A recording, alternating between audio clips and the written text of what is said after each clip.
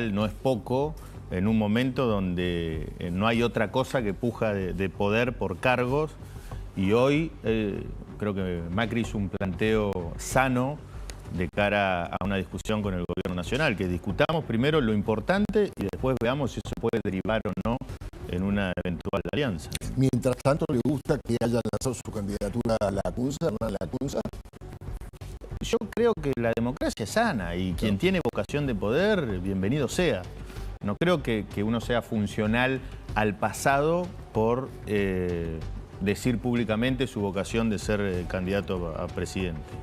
Eso no quiere decir que lo vaya a votar o no, eso se verá a futuro. Claro. Pero me parece que hay que desdramatizar esas cuestiones. Sí, a ver, se anticipó muchísimo un año electoral, lo cual no es bueno.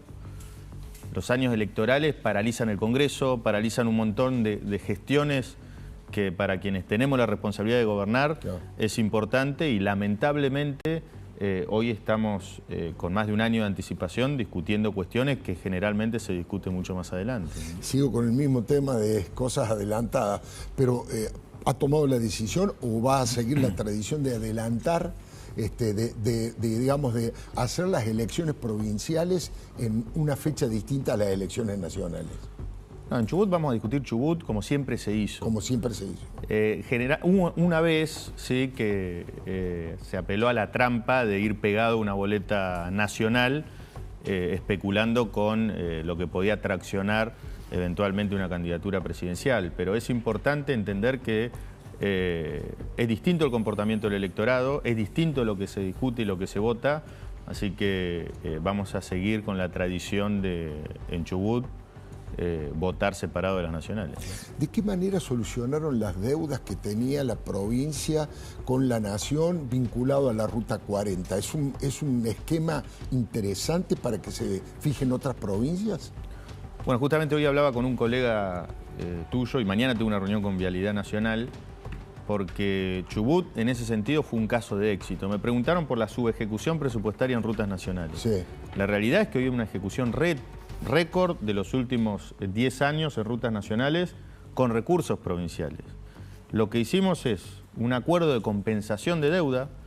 Apenas asumí, heredé una deuda criminal de más de 290 millones de dólares, y la decisión fue sentarnos en su momento con el ministro Caputo, y la propuesta fue: esa deuda que los chubutenses, todos los contribuyentes están erogando a las arcas nacionales, las vamos a poner en las rutas nacionales, que necesitan obviamente mantenimiento, y teníamos la Ruta 40, que era la ruta que en peor estaba en toda la Argentina, y hoy no solo se están ejecutando, sino que la primer doble vía, la primera autopista nacional que se va a finalizar con recursos de un estado provincial subsoberano va a ser la 3, que el mes que viene ya va a estar finalizada. También se replicó en otras provincias, pero obviamente la diferencia con Chubut es que teníamos esa deuda con Nación, que hoy tenemos 0 pesos de deuda con Nación, y las 3 rutas más importantes nacionales se están ejecutando. ¿Y por qué dice deuda criminal? ¿Por la magnitud?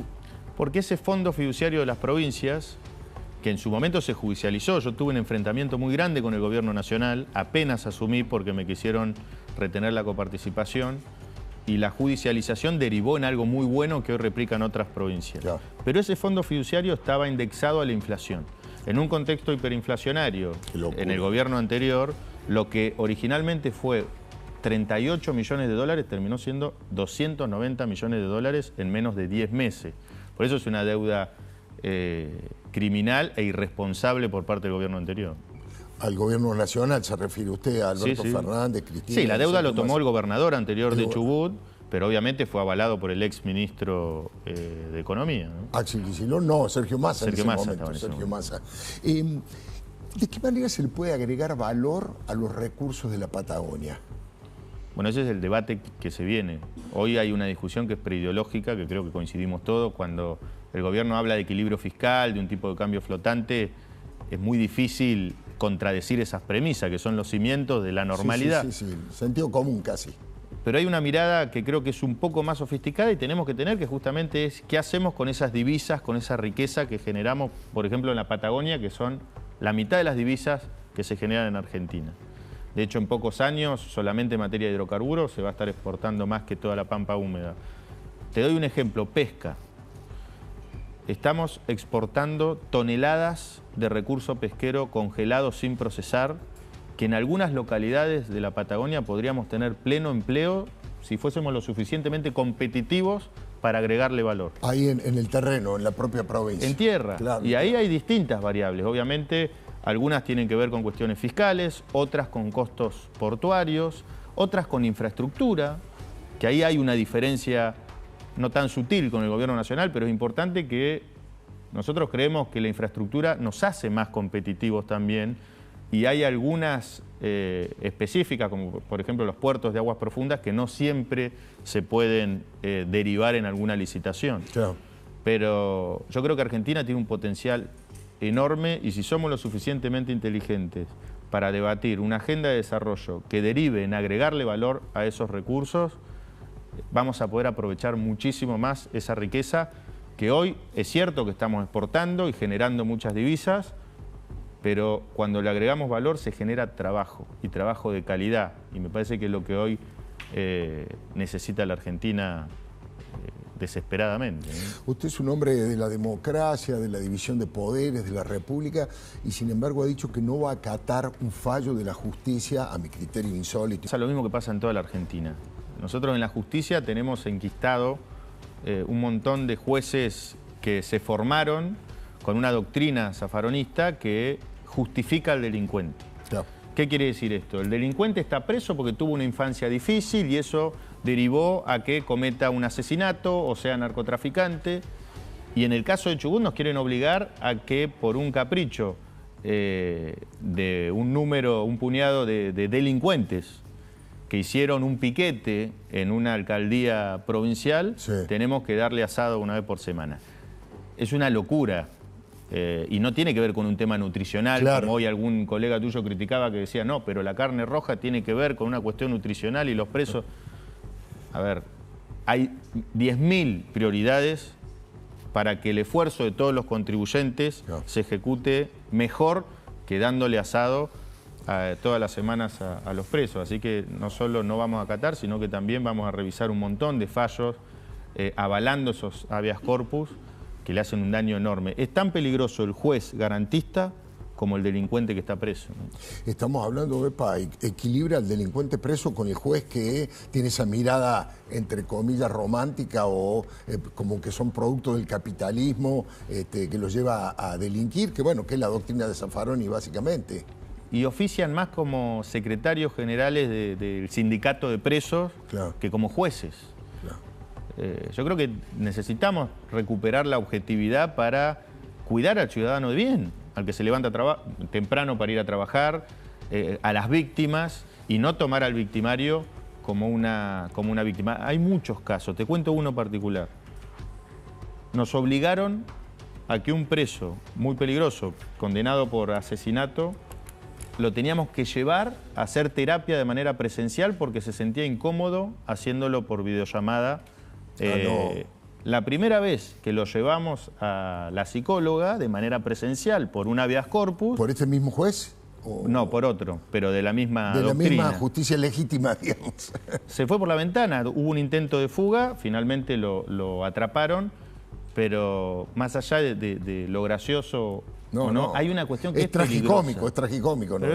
Y se está poniendo en riesgo, insisto, a los chubutenses de bien, que son los que tenemos que cuidar, ¿no? Y con el tema de los celulares, yo creo que el tema de las carnes rojas, me había notado, el juez se llama Marcelo Nieto Dibiase, ¿no? Porque a veces se aprovechan de que no son conocidos, de que su nombre no se dice, ese es el juez. Sí, hay que poner luz sobre quienes fallan de esta manera, porque se escudan muchas veces en el anonimato, y yo creo que la condena social también es importante. Nosotros aprobamos una ley hace aproximadamente un año para quitarle los celulares a los presos. Sí. Tuvimos lluvia de amparos, habeas corpus, pero la justificación de la ley justamente tenía un sustento técnico donde la mayor cantidad de delitos de sextorsión, del famoso cuento del tío, claro, delitos a distancia por telefonía celular, se hacía desde las cárceles. Bajó muchísimo la tasa después de que aplicamos esa ley, pero nos costó muchísimo. De hecho, la ciudadanía también avaló esta medida y gracias a eso hoy pudimos terminar con una especie de oficina remota del delito en las cárceles provinciales. Tenemos problemas con la cárcel federal, con la unidad 6, que son delincuentes de alto perfil, Claro. pero creo que es algo que tenemos que replicar en toda la Argentina sin ninguna duda. ¿Quién es el sector más digamos, opositor en la provincia de Chubut? ¿El kirchnerismo? ¿La Libertad Avanza? ¿Quiénes son quienes más lo critican o que más juegan el rol de oposición en la provincia de Chubut? Mira, va cambiando. Hoy Sí. los financistas usureros. ¿Los financistas usureros? Sí, nosotros cortamos los códigos de descuento en la provincia hace pocos días y hoy casualmente apareció todo el microcentro con mi cara difamando. Vi algunos afiches pegados en la pared. Y hace una semana que no paro de recibir llamadas sutiles sugiriendo que demos marcha atrás con la medida de suspender los códigos de descuento. Había algunos pseudo financieras, mutuales truchas que le cobraban a la gente más del 700% de tasa, entongados con sindicatos que les decían: esta familia tiene un problema de salud, aprovechen y vayan a ofrecerle un crédito, de manera engañosa, con publicidad engañosa. Y bueno, obviamente molestó porque han gastado mucho dinero en empapelar toda la ciudad con mi cara. Pero vamos a ir a fondo y de hecho vamos a presentar una denuncia también por extorsión.